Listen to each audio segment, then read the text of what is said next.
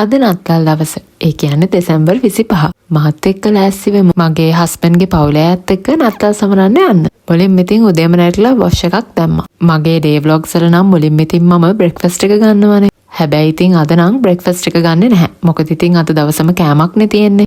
ඒක නිසා ඉතින් මං අද බ්‍රෙක්ෆාස්ට් එක පොඩ්ඩක් ස්කිප් කරනවා. ඔන්න ඉතින් මම මගේ සුපුරුදු ප්‍රොඩක්ට්ස් වලින් මූණ හේදුවා. කොච්චර ඉතින් වින්ටර් එක වුණත් මං සීතලෙන් වතුරෙන් තමයි මූණ හොදන්නේ. එතකොට මූණට පුදුම සනීපයක් තමයි තියෙන්නේ. ඔයාලත් කරලා බලන්නකෝ. ආස හිතේ. ඉතින් මේ විදියට මූණත් හොදලා දැන් මම මේ සන් ක්‍රීම් එකක් තමයි ගන්නෙ. මොකද මම වින්ටර් එකෙත් සන් ක්‍රීම් පාවිච්චි කරනවා. ඒක තමයි ඉතින් ස්කින් කෙයාර් එකේ නියමය. ඊට පස්සේ ඉතින් මගේ සුපුරුදු මොයිස්චරයිසර් එක. ඉතින් මේ දෙක ගාලා මම මේ දැන් මේකප් කරන්න තමයි යන්නේ. මං ඉතින් ඒ ගාපු සන් ක්‍රීම් එක හොඳ බේස් එකක් විදියට තියෙනවා. ඒක නිසා ඉතින් ඒක මම ප්‍රයිම් එකක් විදියට තමයි ගන්නෙ. මං ඉතින් ඕගොල්ලන්ට ඉස්සරහට මේකප් වීඩියෝ ටියුටෝරියල් එකක් ගේන්නම්කෝ. ඉතින් මගේ YouTube channel එක subscribe කරලා තියාගන්න. ගොඩක්ම මම පාවිච්චි කරන්නේ Fenty Beauty එකේ products. ඔන්න දැන් ඉතින් මේකප් කරලා ඉවරයි. ඊට පස්සේ ඉතින් පොඩක් කොණ්ඩේ හදන්න තමයි තියෙන්නේ. අද මම කොණ්ඩේ බඳිනවා. ගොඩක් අය කියනවා කොණ්ඩේ බඳින්න කියලා, සමහර අය කියනවා කොණ්ඩේ කඩන්න කියලා. ඉතින් මං අද තීරණය කරා මේ විදිහට කොණ්ඩේ බඳින්න. මේ තියෙන්නේ ඉතින් මගේ ෆයිනල් ලුක් එක. ඉතින් මේ විදිහට ලෑස්ති වෙලා අපි ඉතින් එක එකනට ගත්ත තෑගි දැන් ගෙනියන්න එළියට ගත්තා. දැන් මේ අපි ඉන්නේ මගේ හස්බන්ඩ්ගේ මහගෙදර. මේ බලන්නකො මට පිටිපස්සේ තියෙන්නේ මොකක්ද කියලා. ඒගොල්ලෝ ලංකාවට ගිය වෙලේ තමයි මේක අරගෙන තියෙන්නේ. ඒ වගේම තමයි මේ බලන්නකෝ. හැම අවුරුද්දෙම වගේ මගේ මාමණ්ඩි මේ බෙත්ලහෙම හදනවා. ඊට පස්සේ ඉතින් එන්ට්‍රන්ස් එකේම මෙන්න මේ විදිහේ චොක්ලට් තමයි තියලා තිබ්බේ. ඉතින් මං දැන් පෙන්නන්නම්කෝ මං ඊයේ රෑ කරපු ටේබල් ඩෙකරේෂන් එක.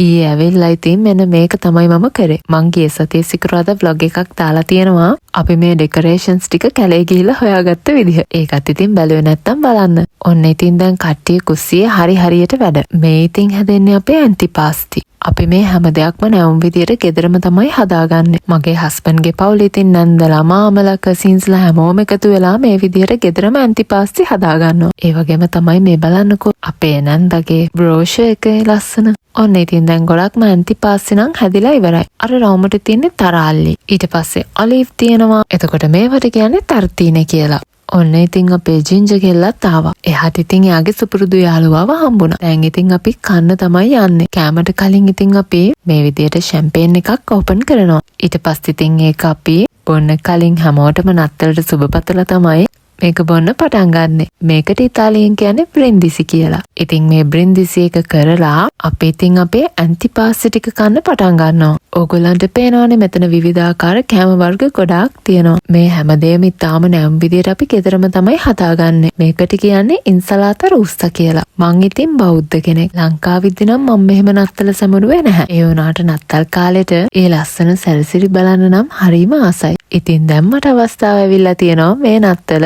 ඉතාලියේ ආවේනික විදිහට සමරන්න. මං ඉතින් හරිම ආසාවෙන් තමයි ඉන්නේ දෙසැම්බර් මාසේ එනකම්. මොකද නත්තල කියන්නේ අපි හැමෝටම විශේෂ උත්සවයක්නේ. මේවට කියන්නේ සලූමි කියලා. ඉතාලියේ මේවා කියෝට් මීට්. ඉතින් මේ දේවල් උනත් අපි නත්තලට ගොඩක්ම විශේෂ තැනකින් තමයි ගෙන්නන්නේ. ඔන්න ඉතින් මම ආයෙම ඔයාලටම අපේ ඇන්ටිපාස්ටි ටික පෙන්නන්නම්කෝ. ඔන්න දැන් ඉතින් මේවා පෙන්න ඉඳලා හරියන්නේ නැහනේ. දැන් ඉතින් මම මේ බෙදා ගන්න තමයි හදන්නේ. ඉස්සෙල්ලාම මම ගන්නේ ටර්ටාර් එක. මේක හදන්නේ අමු සල්මෝනේ මාළු වගේ. ඇන්ටිපාස්ටි වලින් මම ගොඩක් මාස මේකට. ඊට පස්සේ මේවට කියන්නේ තර්තීනේ කියලා. ඉතින් මේ පාන් උඩ ගාලා තියෙන විවිධාකාර පේස්ට් වර්ග. ඒ හැම පේස්ට් එකක්ම අපි ගෙදර තමයි හදාගන්නේ. සමහර වගේ අලිගැට පෙර ක්‍රීම් එක ගාලා සල්මෝනේ මාළු තියලා තියෙනවා. සමහර වගේ තක්කාලි පේස්ට් එකක් ගාලා තියෙනවා. ඉතින් ඕගොල්ලන්ටත් ඕන නම් මේ වගේ රෙසිපීස් ගොඩාක් Google එකේ සර්ච් කරලා හොයාගන්න පුළුවන්. ඔන්න ඉතින් මම දැන් කන්න තමයි යන්නේ. මේ තියෙන්නේ විශේෂ සැමන් වර්ගයක්.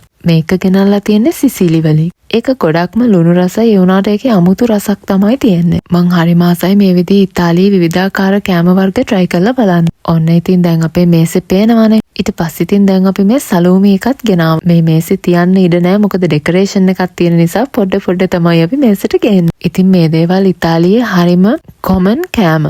ඕගොල්ලෝ ඉතාලියට ආවොත් ඕගොල්ලන්ගේ මෙනු එකේ සලූමි කියන නම නම් අනිවාර්යෙන්ම තියෙනවා. මොකද මේ දේවල් ඉතාලියට ගොඩක්ම ආවේනික දේවල්. ඒ වගේම තමයි මේ දේවල් හරිම ගුණදායකයි. මං ඉතාලියේ තවත් ආස කෑමක් තමයි මේ සලූමි. ඕගොල්ලන්ට ඕන නම් මේ සලූමි වර්ග, ඒ වගේම චීස් වර්ග මේ විදිහට විශේෂ ජෑම් වර්ගයක් එක්කුණත් කන්න පුළුවන්. ඒ දේවල් මේ සුපර් මාකට්ස් වල තියෙනවා. ඕන්න ඉතින් මම දැන් මේ සලූමි ටිකත් කෑවා.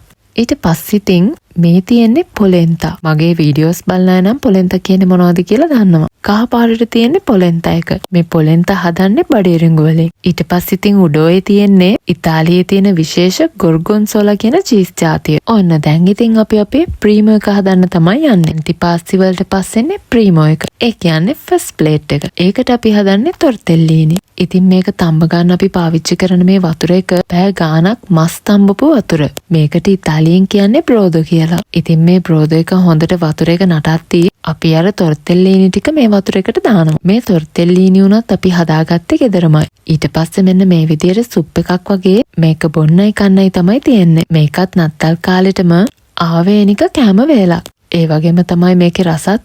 මොකද අපි මේ දේවල් හැම දෙයක්ම වගේ ගෙදරම තමයි හදාගන්නේ. පවුලේ කට්ටිය හැමෝම එකට එකතු වෙලා මේ දේවල් ගෙදරම හදාගන්නවා. ඊට පස්සේ ඉතින් මේ තියෙන්නේ නත්තලේ ගොඩක්ම විශේෂ පනෙත්තෝන එක. ඔන්න ඉතින් පනෙත්තෝන එක මුලින්ම පොඩ්ඩක් oven එකට දාලා රත් කරන්න ඕනේ. අපි ඉතින් second plate එකක් ගත්තේ නෑ. මොකද මේ හැමදේම කාලා බඩ පිරිලා. ඒක නිසා අපි දැන් dessert වලට යන්න තමයි යන්නේ. මේ තියෙන්නේ fruit salad එකක්. මේකේ ඉතින් කෙසෙල්, apple, kiwi, දොඩම් ඒ වගේ ගොඩක් දේවල් අඩංගුයි. මේකත් ඉතින් හරිම රසයි. එතකොට මේ අයිස්ක්‍රීම් උත් අපි ගෙදරම තමයි හදාගන්නේ. මේ දේවල් ඉතින් ගෙදරම හදන තරමට ඒ වගේ තියෙන නැවුම් බවයි රසයි ගොඩක්ම වැඩි. මොකද ඉතින් මේවා හදද්දී ආදරෙත් එකතු වෙනවනේ. ඔන්න ඉතින් ඊට පස්සේ තවත් නත්තලේ විශේෂම තවත් කෑම වර්ගයක් තමයි මේ. වේලපු පළතුරු, අඹ, කෙසෙල්, දොඩම් ඒ වගේම තමයි චොක්ලට්. චොක්ලට් ඉතින් නැතුවම බෑනේ. ඉතින් ඒ වගේම තමයි මේ තියෙන්නේ චොක්ලට් වලින් කව වුණ ආමන්ඩ් ඇට. ඒක නම් හදලා තියෙන්නේ මගේ හස්බන්ඩ්ගේ ආච්චි. ඒ වගේම මෙතන තව තියෙනවා රටේන්දි, කෙසෙල්, ෆික්කි මේ හැම දෙයක්ම. ඔන්න ඉතින් දැන් පනත්තෝන එක රත් වෙලා ඉවරයි. ඊට පස්සේ ඉතින් මේ විදියට කැලි කපලා කන්න තමයි තියෙන්නේ. ඉතින් මේ පවුලේ ගොඩක් අය මේක කන්න කැමති අයිස්ක්‍රීම් එක. හැබැයි මම නම් පනෙත්තෝන එක කන්න කැමති නෑ වැඩිය. මම කැමති පන්දෝරෝ කන්න. ඔයගොල්ලන්ට පෙන්නන්නම්කෝ පන්දෝරෝ එක කොහොමද හරියටම හදාගන්නේ කියලා. මෙන්න මේ විදිහට පන්දෝරෝ එකේ ප්ලාස්ටික් කවරේ ගලවලා ඒක ඇතුලේ තියෙන මේ චොක්ලට් පවුඩර් එක මේක උඩින් එහා ගන්න ඕනේ. මේක ඉතින් මේ ක්ලාසික් එක නෙමෙයි. ක්ලාසික් එක වැනිලා. මේ පාර අපි ගත්තේ චොක්ලට් එකක්. ඔන්න ඉතින් ඔක්කොම චොක්ලට් පවුඩර් ටික දාගත්තා. දැන් මෙන්න මේ වගේ හොඳට හොලවන්න තමයි තියෙන්නේ. ඔන්න ඔය විදිහට තමයි පන්දෝරෝ එකේ සීනි ටික තවරගන්නේ. ඒක තමයි හරිම විදිහ. මේ පාර ඉතින් වෙනසක් රත් එක්ක චොක්ලට් පන්දෝරෝ එකක්. ඔන්න ඉතින් නත්තලේ විශේෂම පැණි රස කෑම දෙක පන්දෝරෝ එකයි පනෙත්තෝන එකයි. මගේ කලින් vlogs බලලා තියෙන අය නම් මේ ගැන ගොඩක් දන්නවා. ඉතින් මම මේ පන්දෝරෝ එක කන්නේ මගේ අයිස්ක්‍රීම් එකත් එක්ක. මං එද්දි ඉතින් අයිස්ක්‍රීම් එක පොඩ්ඩක් දිය වෙලා. ඊට පස්සේ ඉතින් මේ තියෙන්නේ සිසිලි වලින්ම මෙහෙට ගේන විශේෂම බිස්කට් වර්ගයක්. මේකේ රස නම් ඉතින් ඕගොල්ලන්ට මට එක්ස්ප්ලেইন කරන්න ටිකක් අමාරුයි. මොකද මේක ඒ තරමටම රසයි. මේ පේනවනේ කොන්සිස්ටන්සි එක. මේ දෙන්න ඉතින් සෙල්ලම් කරනවා. සෙල්ලම කිව්වට අපේ ජින්ජර් මෙයාට ටිකක් කරදර කරනවා. ජින්ජර් තාම ඉතින් පැටියෙක් නිසා එයා ටිකක් ඇක්ටිව්. ඊට පස්සේ මේ තියෙන්නේ අපි ගෙදරම හදාගන්න ලිමොන්චෙල්ලෝ එකක්. මේක හදන්නේ දෙහි වලින්. ඔක්කොම කාලා අන්තිමට මේක බොන්නේ කෑම ටික දිරවගන්න.